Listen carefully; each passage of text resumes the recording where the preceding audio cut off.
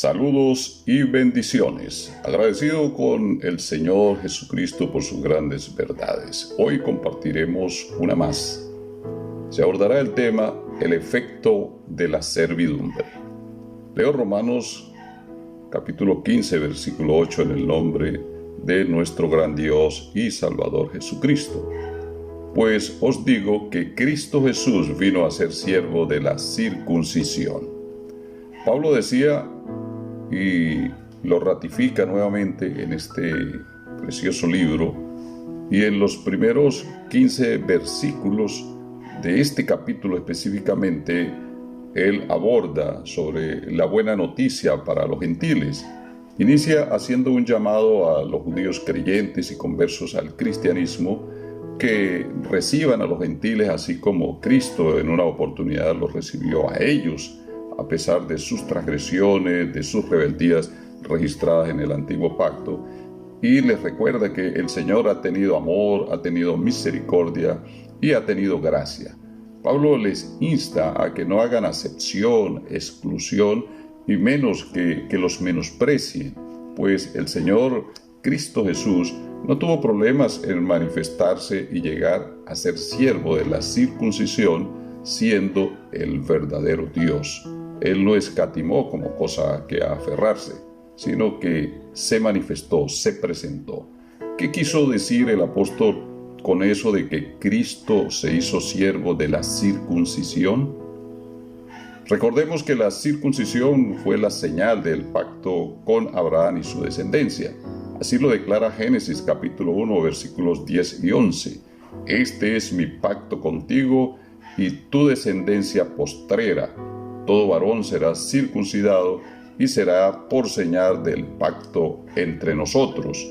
Los niños tenían que circuncidarse a los 8 días de nacidos, y es ahí donde concuerda que el Señor en su manifestación en carne y cumpliendo todo lo establecido por Él mismo en su divinidad, se somete a la señal de su pacto con Abraham y sus descendientes. No olvides lo que dice Romanos 9:5, que a pesar de que Él, hablando de Cristo, siendo Dios, su descendencia o genealogía, en cuanto a la carne, viene de los patriarcas, iniciándose desde Abraham. En Lucas capítulo 2, versículo 21, registra y da testimonio. Cumplidos los 8 días para circuncidar al niño, le pusieron por nombre Jesús, el cual había sido puesto por el ángel antes que fuese concebido. En esta acción, el Redentor se hace siervo y cumple la circuncisión para dejar en evidencia lo que dice Gálatas 6:15, que de ahora en adelante en él ni la circuncisión ni la incircuncisión tendrían ningún valor, sino el ser nuevas criaturas, una nueva generación. El Señor Jesucristo en su soberanía coloca en Pablo estas palabras. Colosenses capítulo 2, versículo 11 y 12. En él, hablando de Cristo Jesús, también fuisteis circuncidados con circuncisión no hecha a mano. ¿Cuándo y cómo sucedió? Al echar de vosotros, dice la Biblia, el cuerpo pecaminoso carnal.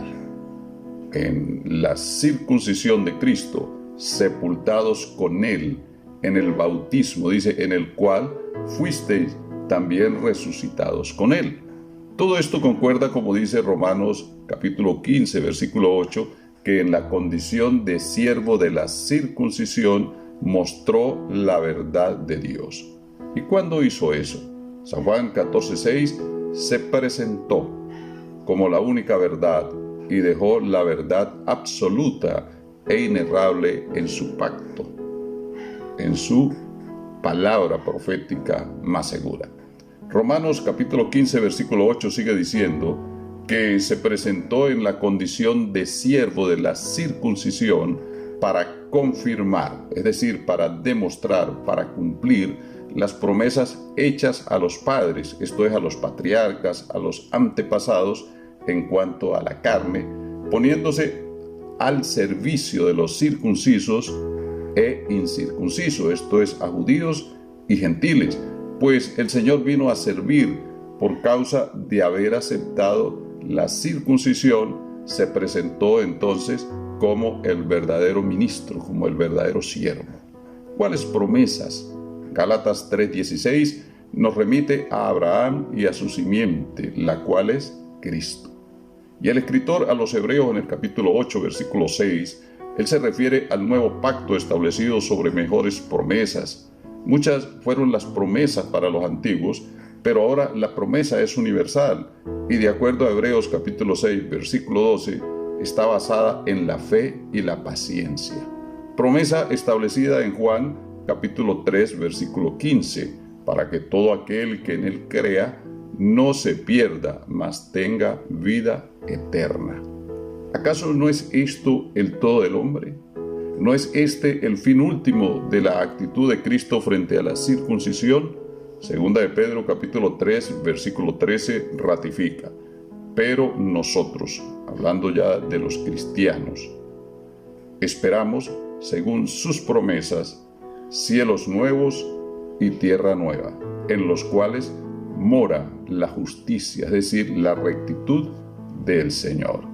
Y Romanos capítulo 15, versículo 9 continúa acotando que se presentó en la condición de siervo de la circuncisión para que los gentiles glorifiquen a Dios por su misericordia, cumpliéndose así lo que está escrito en el antiguo pacto, por boca de los profetas, entre ellos Isaías capítulo 11, versículo 10, entre otros, que la raíz de Isaí y dice que se levantaría a regir a los gentiles, y estos esperarían en él, lo alabarían y se alegrarían de manera conjunta, es decir, judíos y gentiles, ambos conversos. Ya en el verso 14, después de explicarles la razón del evangelio para los gentiles, les anima a que deben vivir en armonía, a tal punto que incluso se podían amonestar, es decir, se podían aconsejar,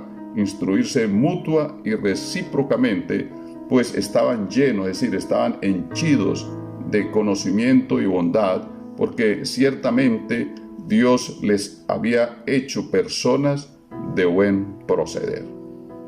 Y recuerda, el Señor se circuncidó para traernos la verdad, para cumplir sus promesas fieles de su manifestación y para que usted y yo hoy seamos partícipes de su gracia, de su misericordia y de su infinito amor.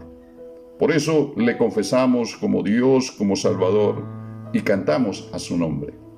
Te invito a seguir en contacto con la verdad y recuerda, hazte partícipe de los beneficios de su circuncisión en la condición de siervo.